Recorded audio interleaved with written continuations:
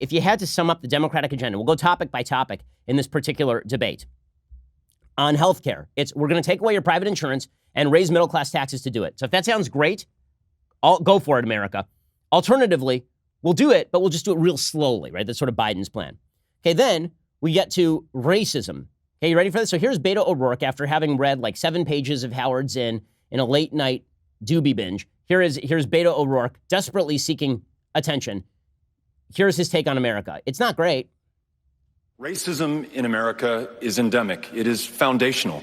We can mark the creation of this country not at the 4th of July, 1776, but August 20th, 1619, when the first kidnapped African was brought to this country against his will and in bondage and as a slave, built the greatness and the success and the wealth that neither he nor his descendants would ever be able to fully participate in and enjoy. I'm going to follow Sheila Jackson Lee's lead and sign into law a reparations bill that will allow us to address this at its foundations.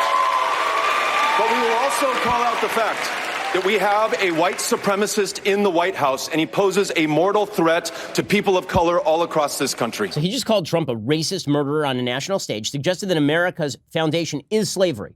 Not that slavery was a part of America's history and a horrible part of America's history that required the death of some 600,000 soldiers in a civil war and the bravery of millions of African Americans and allies in the Reconstruction era South, in the Jim Crow era, in the Civil Rights Movement. Now, he's not going to talk about any of that, right? America's just a dark, horrible place, and Trump is a white supremacist in the White House who poses a mortal threat to people of color all across the country, which should come as a shock to all the people of color all across the country who have jobs now because the economy is doing real well. We have the lowest black unemployment rate in American history, but apparently Trump wants to kill all the black people. That's how he's lowering the unemployment rate. Apparently he's going around murdering all of the minorities, and then they're not on the unemployment line, so that's obviously what Beto thinks. I mean, this is just insanity. It's insanity.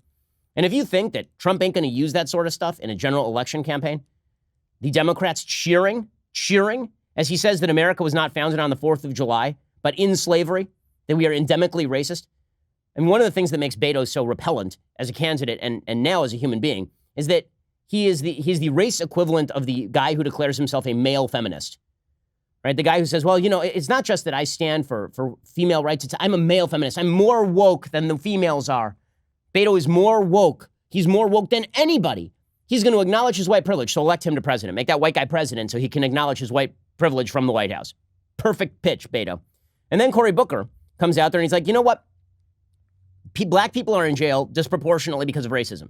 Not because people get arrested for crimes and disproportionately those people happen to be minority, but just randomly. The police are just picking up black folks and throwing them in jail, which would be pretty wild if that were true, but it ain't. So here's Cory Booker doing this routine. We have systemic racism that is eroding our nation from healthcare to the criminal justice system. And it's nice to go all the way back to slavery, but dear God, we have a criminal justice system that is so racially biased. We have more African Americans under criminal supervision today than all the slaves in 1850. Okay, there's a difference. The slaves in 1850 didn't commit crimes. Okay, if you're talking about people who are in jail, they committed crimes. They were convicted of crimes. Slaves were innocent. They were brought here against their will and then forced to work and give their labor to others at the point of sword, effectively. To compare people who are in prison now to slaves brought over against their will, in many cases raped, separated from their families, beaten. I mean, like, come the hell on. I mean, this is insanity. It's insanity. So, you know, does this cut in Trump's favor? You bet it cuts in Trump's favor. Here's Joe Biden botching his line and suggesting that nobody should be in jail for a nonviolent crime. Nobody. So I guess Bernie Madoff's about to get out of jail. That's exciting. Nobody should be in jail for a nonviolent crime.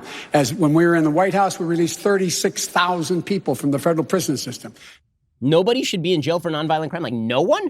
How about like drug dealing? Not drug using, like drug dealing. That's a nonviolent crime. Let's say that you're dealing crack to 12-year-old kids outside a playground. Should you be in jail for that? I feel like sort of. I feel like that, yeah, I feel like that should probably be a jailable offense. Let's say you commit embezzlement.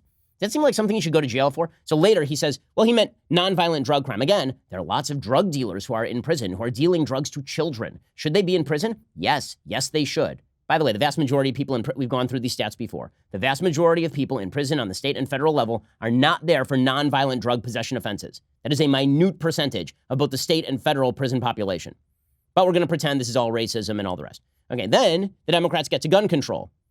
And this gets really wild. So Beto, again, just Leroy Jenkinsing the hell out of this thing. So Democrats are, Cory Booker literally came out this morning and he was like, Republicans, they keep, after the debate, Republicans, they keep saying that this is fear, that Democrats are going to confiscate their weapons. That's fear mongering, is what Cory Booker said. And then we don't even have to play Booker. And then Beto is just like, Leroy Jenkins. Here's Beto saying, I'm coming for your gun. Yeah, you and who else, buddy?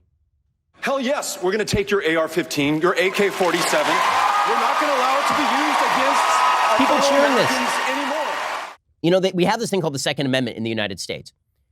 You are going to criminalize my ownership of an AR-15? Have I committed a crime? You're going to come to my house with the police, and you're going to threaten to jail or shoot me if I don't hand over my weapon that I own to protect myself from criminals and from tyranny? That's Beto's plan? Yeah, good luck with this in a general election cycle, guys.